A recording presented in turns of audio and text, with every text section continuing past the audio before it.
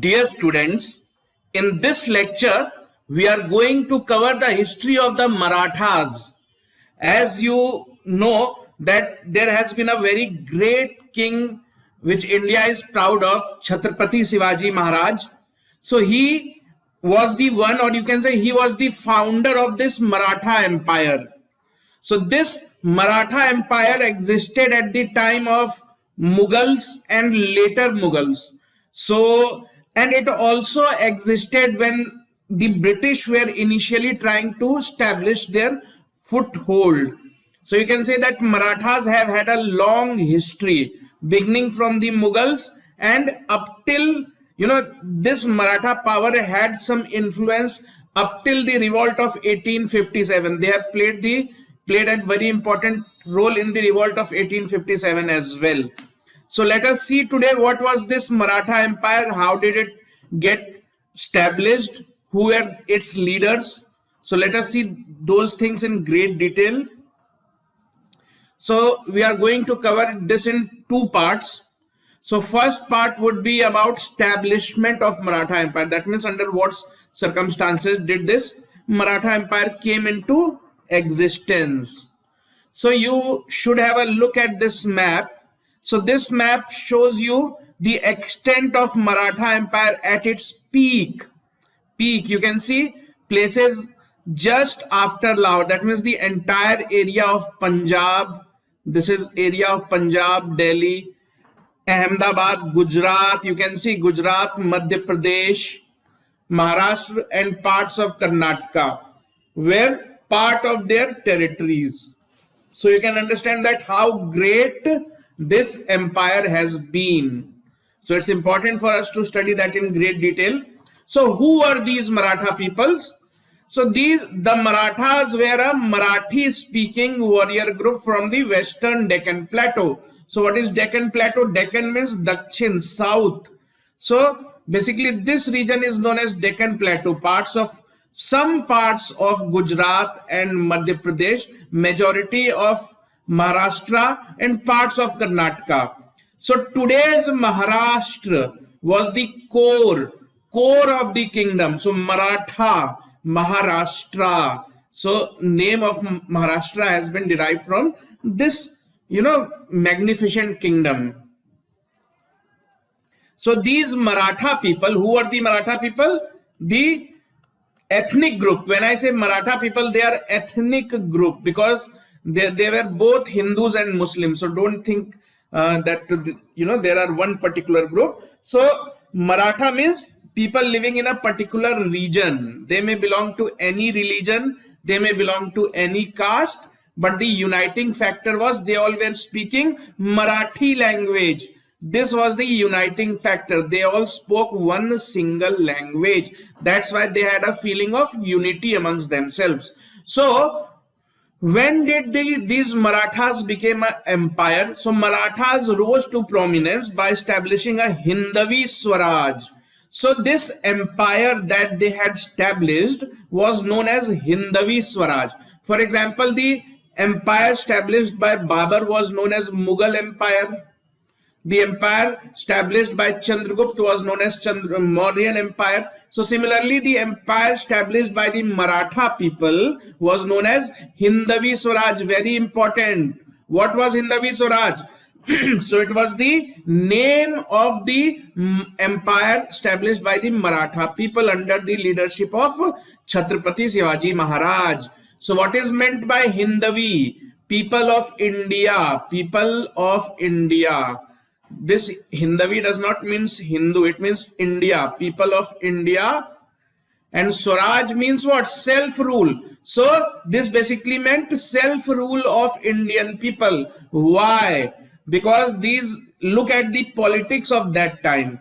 So this is Maharashtra of today, or you can say the Marathwada of that time. Marathwada, place where Marathas lived.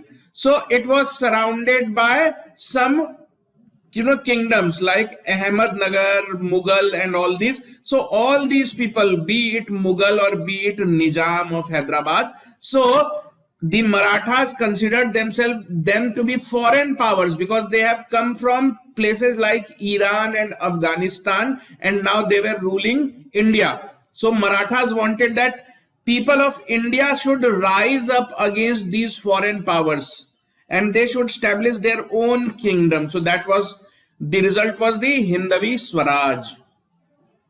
So what was this Hindavi Swaraj kingdom? So this empire formally existed from 1674 with the coronation of Shivaji as Chhatrapati. So this, the map that you are seeing, this map is of an empire, and this empire formally came into existence in 1674. It was established when Shivaji Maharaj was declared the Chhatrapati. Chhatrapati means sovereign ruler, independent ruler.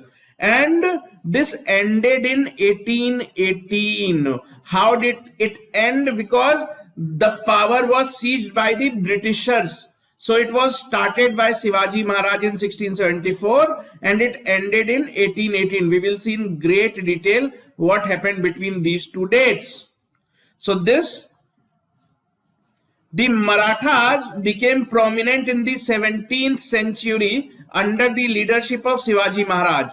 So Shivaji Maharaj was the founder. He is the core leader of this empire. So Shivaji Maharaj, who carved out a kingdom with Raigad as its capital. So this is Maharashtra region. So Shivaji Maharaj was the one who established this, and Raigad was his capital. Raigad is a city in Aurangabad, near Aurangabad. So Raigad became his capital. So what was the politics of these Maratha warriors? So Maratha rulers on one hand were involved in a long drawn battle with the Mughals. Of course, Mughals were the bigger power, but their influence in Marathwada was limited by this new kingdom.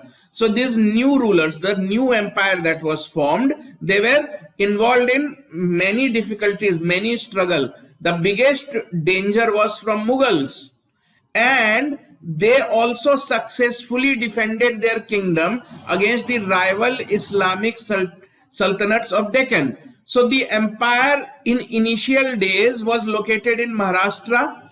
So initially it was surrounded by many kingdoms. So all these kingdoms were located in Deccan. So jointly they were known as sultanates of Deccan, and they were ruled by Muslim rulers. And Shivaji Maharaj was a devoted Hindu. He was also fighting to re-establish the principles of Hinduism, because that time some kind of suppression was going on by Aurangzeb. He was a religious bigot. So anyways, so this is more or less the overview of what is the Maratha Empire. So after the decline of the Mughal power, because Mughals were the greater forces, so once the Mughal lost their power, the Marathas took the political control of the country in their hand. So after the death of Aurangzeb, the Mughals started to lose their power. So what will happen? Who will come forward to become the masters of the country? So after the decline of Mughals, the power, the political authority of the country or the decision making of the country went into the hands of these Marathas. So they started deciding for the entire country, and you will see in later that this resulted in third battle of Panipat as well. So Marathas, who established their empire here, soon they spread all over the country. How did this happen? After the decline of Mughal power. So we will see all this story in great detail. So let's begin now.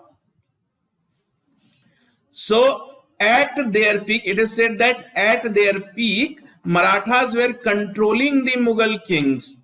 That means there came a time that they became so powerful that they started controlling the Mughal emperors, not because Aurangzeb was already dead, so we are talking about successors of Aurangzeb, those Mughal rulers who sat on the throne after Aurangzeb, much after Aurangzeb.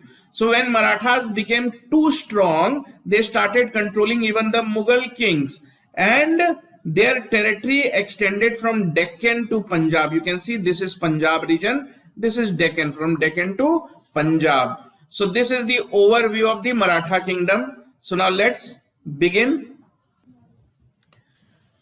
So as we have already discussed that the Maratha kingdom formally lasted from 1674 to 1818, but in real sense Shivaji had become active much before, though he declared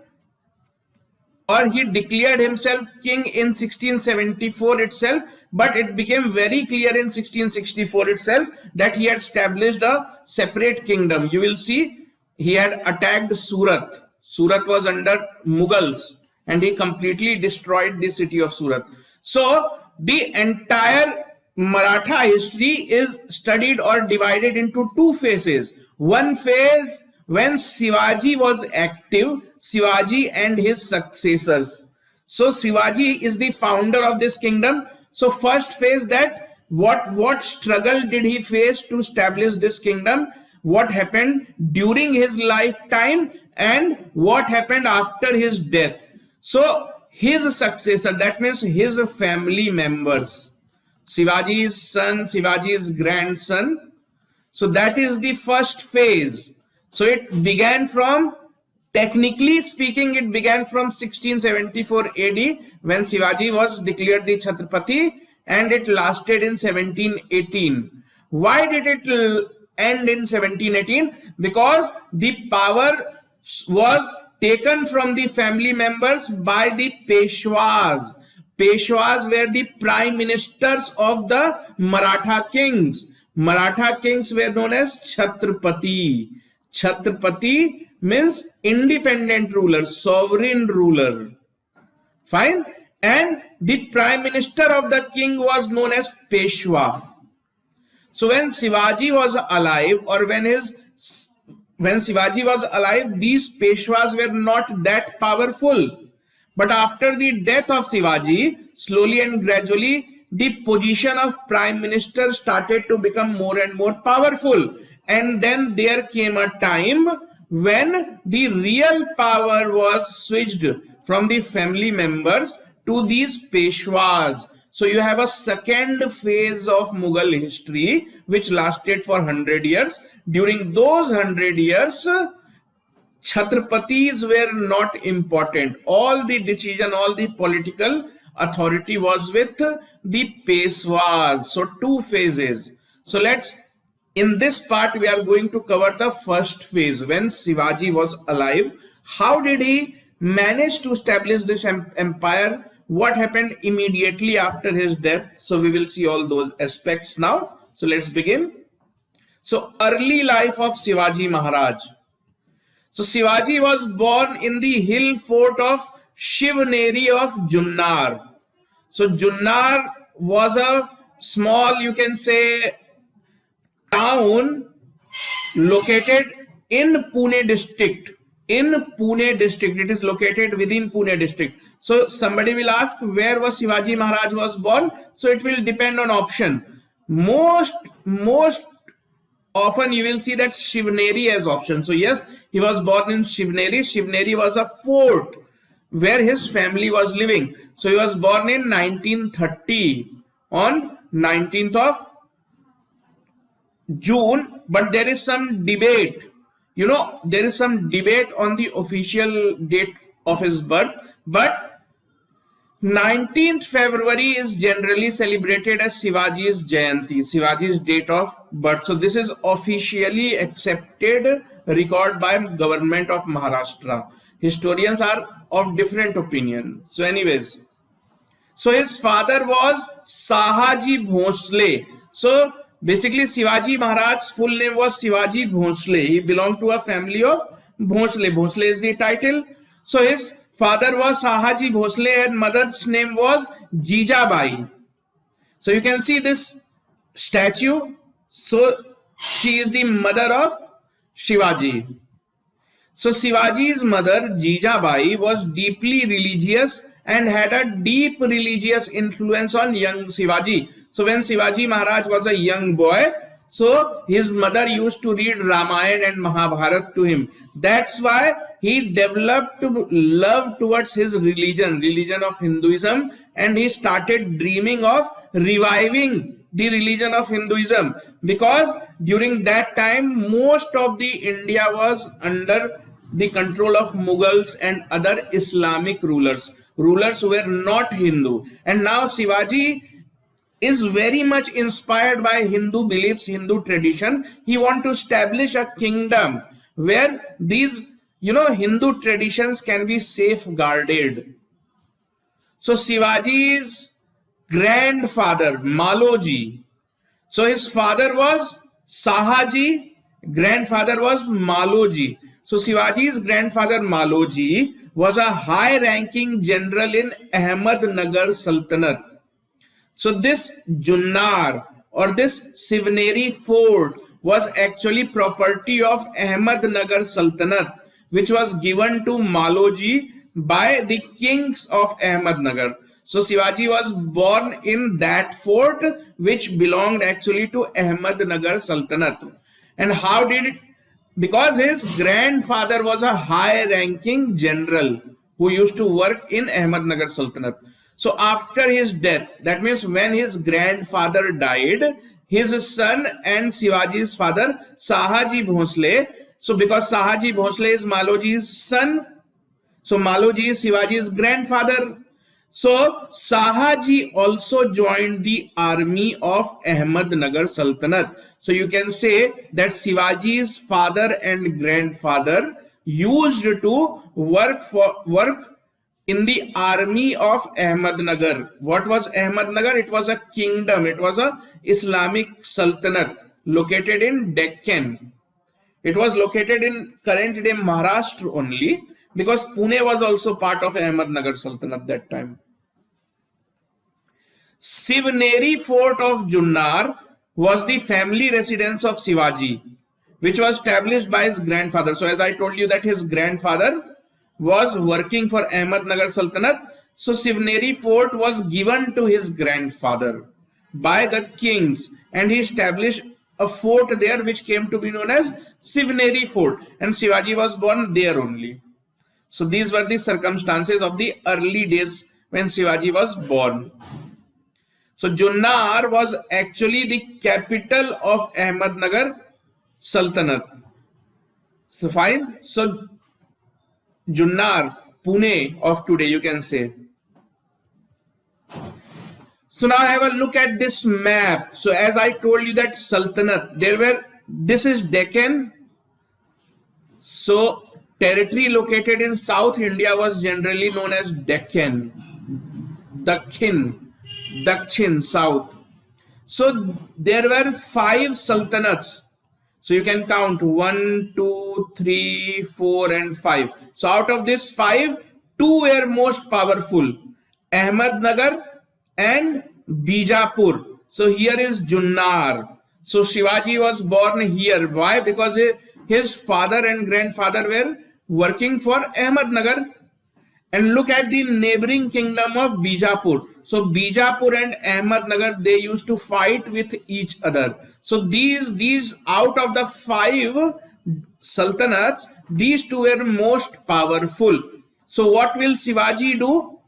Because Ahmednagar and Bijapur, they were already fighting with each other. So you'll see that slowly, gradually, Shivaji will start capturing territories of Bijapur and Ahmednagar, and that way he will make his own empire. So this is how he established. So we will see that. So at the time of Shivaji's birth, power in Deccan was shared by 3 Islamic sultanates: Bijapur, Ahmednagar and Golconda. So out of 5, 3 used to be dominant forces. Shivaji's father Shahaji often changed his loyalty between the Nizam Shahi family of Ahmednagar. So these 2 kingdoms, Ahmednagar and Bijapur. So his family was living here. So his father used to change his loyalty. Why? Because these two kingdoms were fighting each other. So whosoever used to give him respect or give him good position, he used to join that army. So he was switching sides between the Nizam Shahi family of Ahmednagar and the Adil Shahi family of Bijapur. So these were the two families.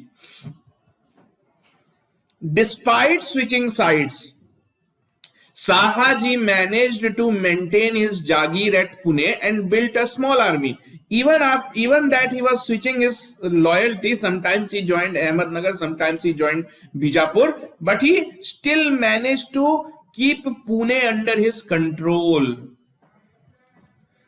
In 1635, Mughal Emperor Shah Jahan invaded Deccan with an aim to defeat the Adil Shahis and Nizam Shahis. Who are Adil Shahis? Adil Shahis are the rulers of Bijapur. So Adil Shah was the name of that time ruler. His family is known as Adil Shahi family. And Nizam Shahs were the rulers of Ahmednagar.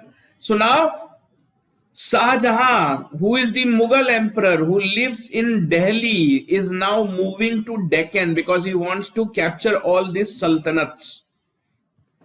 Shahaji, that means Shivaji's father, made peace with the Mughals. Why did he made peace with the Mughals? Because he was not friend of Ahmednagar or Bijapur. He used to switch sides.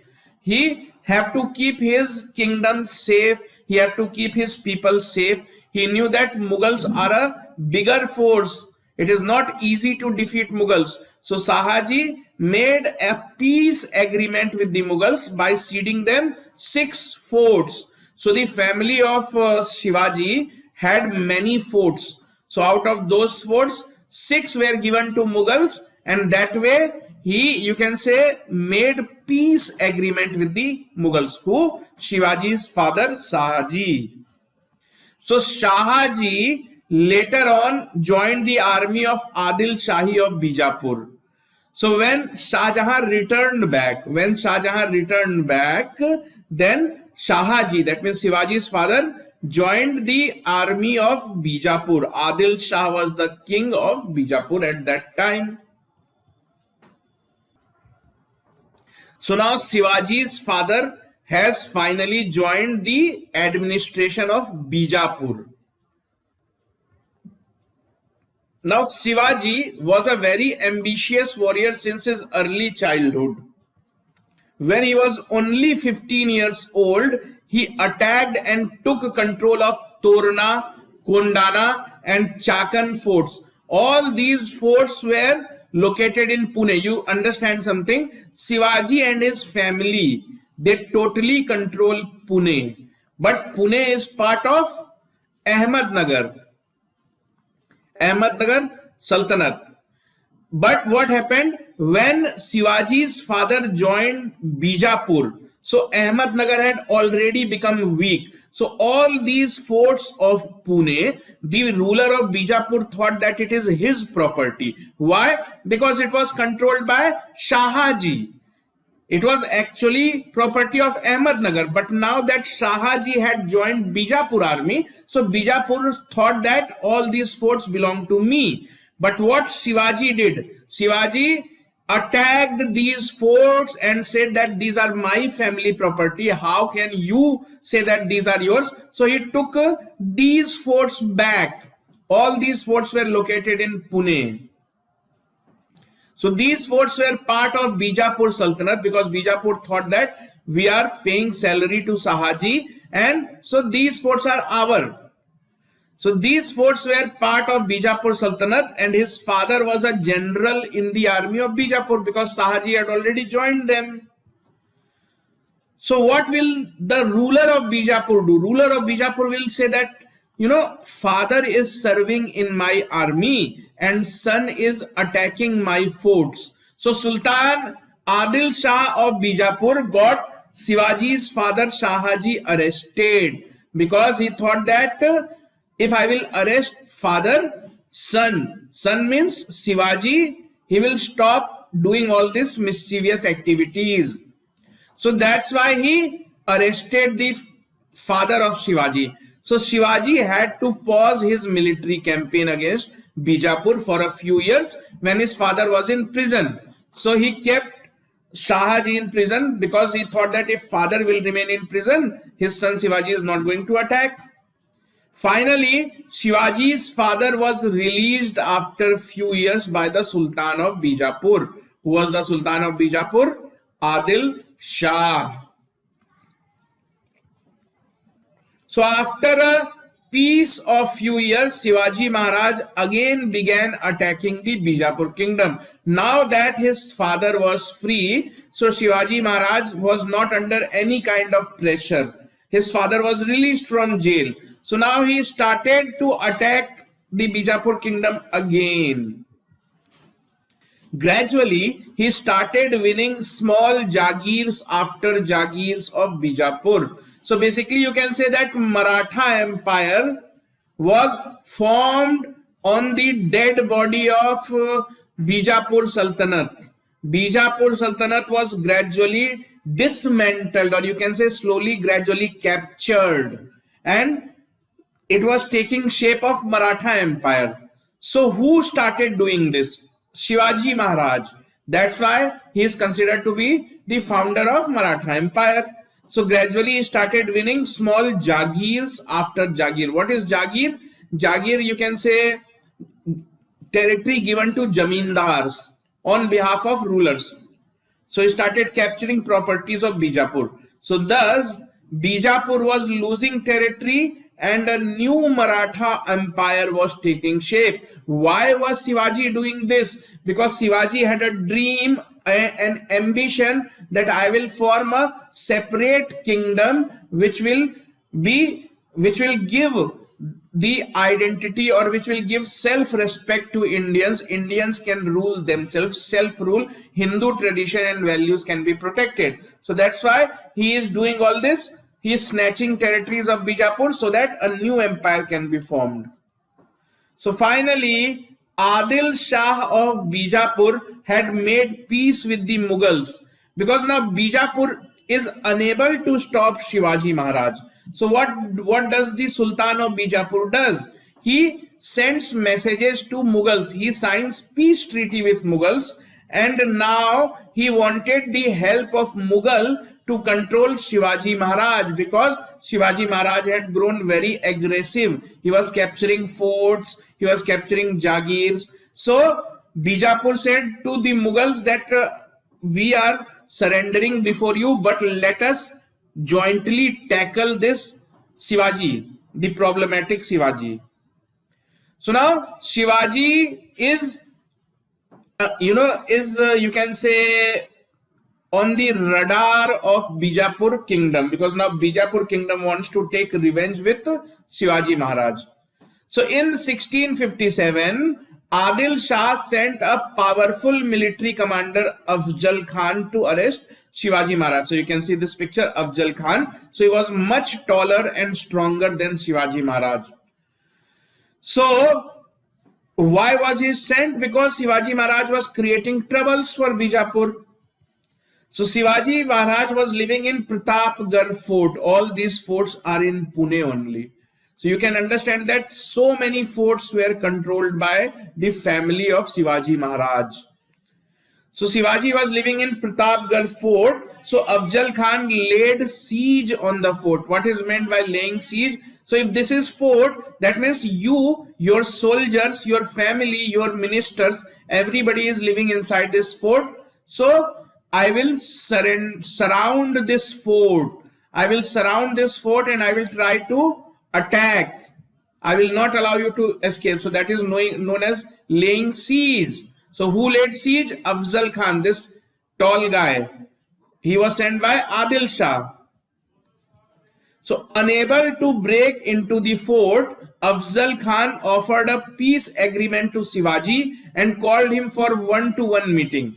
So this tall and strong person, he could not enter into the fort. So he tried for 2 months. Actually, he was there for 2 months. In those 2 months, some small scale battles were going on, but he could not harm the Marathas. He could not even enter into the fort because these forts were built on the top of the hills, and your army is here. Horses cannot ride on hills. So you are located here, Shivaji Maharaj is located here, so he has advantage. So Afzal Khan was not able to enter into the fort. He called Shivaji Maharaj for an agreement. He said, okay, let's not fight, let's sign a peace agreement. But he sent a message that you have to come alone, I will also come alone. You can carry only one weapon. I will also carry only one single weapon. You can carry only one minister with you. I will also come along with a single minister. That means you don't have to bring your army. I will not bring my army. You come alone. I come alone. We talk, we discuss. So this was the message sent by Afzal Khan. But Shivaji Maharaj knew that this is a plan to capture me. So he knew that Afzal Khan is a wicked person. He is not going to keep his promise. He is going to capture me. So when Shivaji went to meet Afzal Khan, he was attacked by him. So he finally goes to meet Afzal Khan, but as expected, Afzal Khan attacked him with a dagger. He had a hidden dagger. Actually, the promise was made that weapon, nobody should bring the weapon. You should come only with a single person. So he was carrying a dagger, while Shivaji was carrying a metallic claw that can be worn in hand. Suppose you have 5 fingers. So he specially got this made weapon, nails. So he was wearing these nails in his hand. He was hiding them in his clothes. So what he did, as soon as Afzal Khan attacked Shivaji Maharaj, he took out this from his pocket and he also attacked Afzal Khan and he killed him. Finally, Shivaji killed a much stronger Afzal Khan. You can see here he killed. The Marathas attacked the Bijapur army and 3,000 prisoners were captured.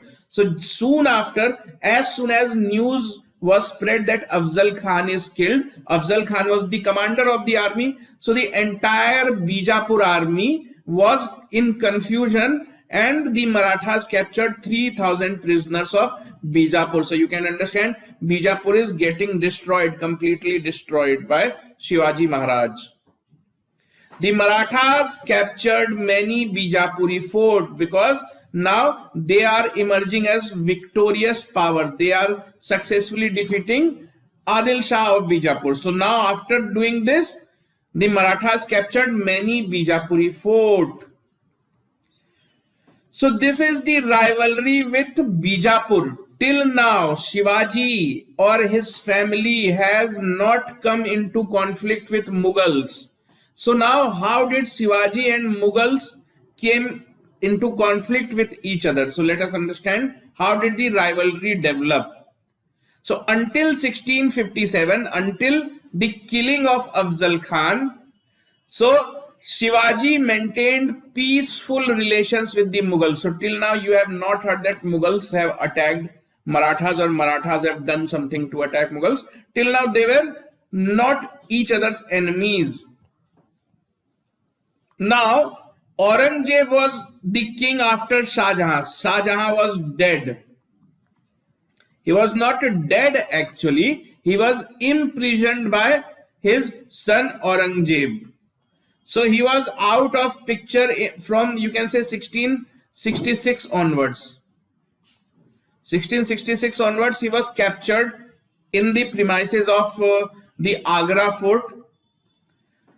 And Aurangzeb had become the new Mughal emperor.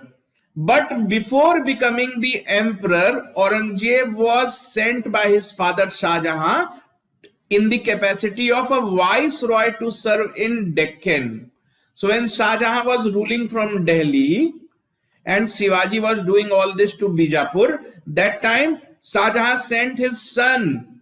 Why? Because Bijapur had made peace agreement with Mughals. So now Mughals will do something or not to help them. So yes, so Aurangzeb was sent as the Mughal viceroy to look after what is happening in Deccan.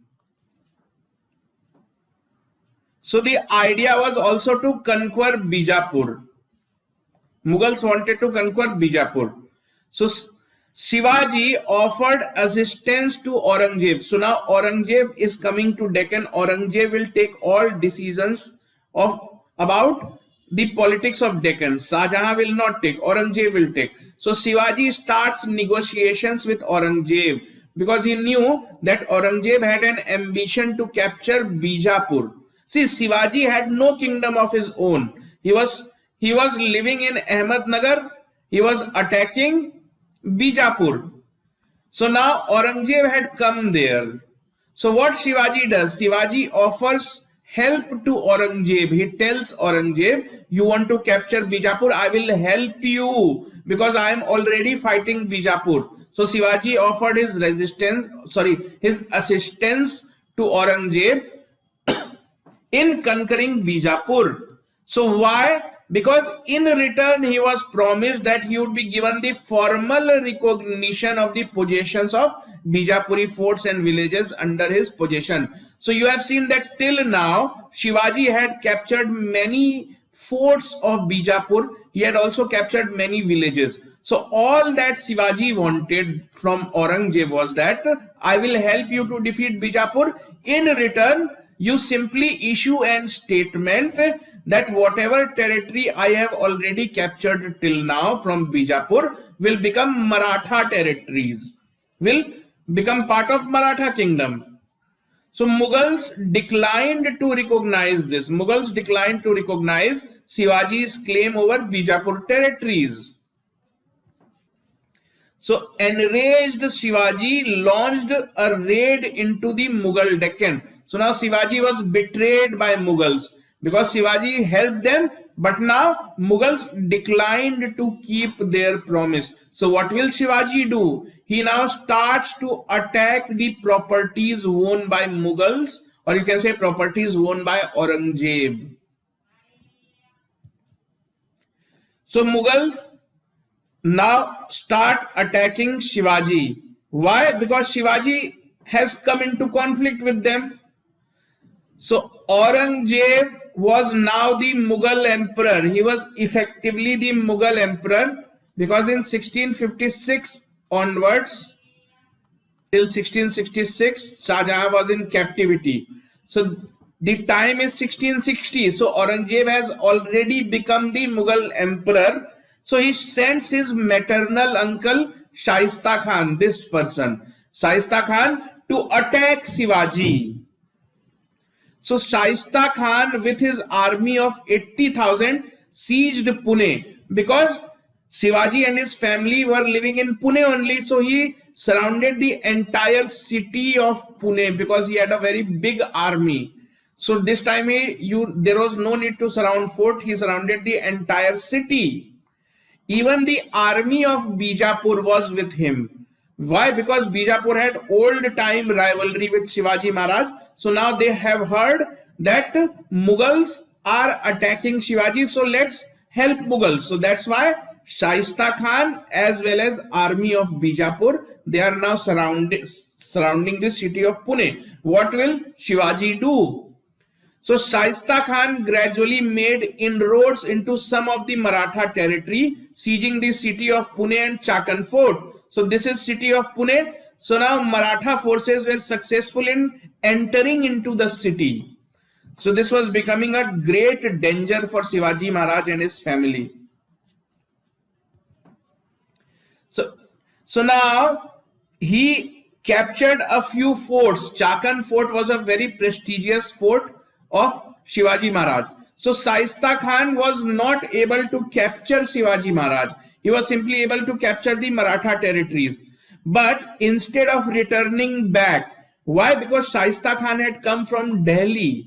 He was the maternal uncle of Aurangzeb. He used to live in Good Palace in Delhi. So now instead of returning back, he camped at Pune. In fact, he made his house in Pune. Today also Shaista Khan's palace is there. So he said that till the time I capture Shivaji Maharaj, I am not going to leave Pune. So he started living in Pune with his family, with his wives. You can see Shaista Khan's wives. So Shivaji launched a surprise attack on Shaista Khan in Pune. Shaista Khan escaped, losing a finger in the attack. So one night, Shivaji with his army people attacked the house of Shaista Khan, and they scared. Shaista Khan cowardly ran away. So Shivaji Maharaj attacked him, but he ran away, but his finger was cut. He lost a finger in his attack. So you have to remember the name of these characters. Shaista Khan. Who was he? He was sent by Aurangzeb. So this way Shaista Khan ran away. So Pune was freed from the Mughals now. And angry Aurangzeb transferred Shaista Khan to Bengal. So now, because Aurangzeb had sent him and he was not successful, so Aurangzeb became very angry and he was that way transferred to Bengal. So now you can see that actually the fight between Shivaji and Mughal have started. So now Shivaji has set on a path of establishing his own kingdom. So let's put this part to rest here. So now in second part, we will see that how did this rivalry turn out? How did Shivaji manage to make his own empire despite the fact that Mughals wanted to capture or kill him? So that we will cover in part 2.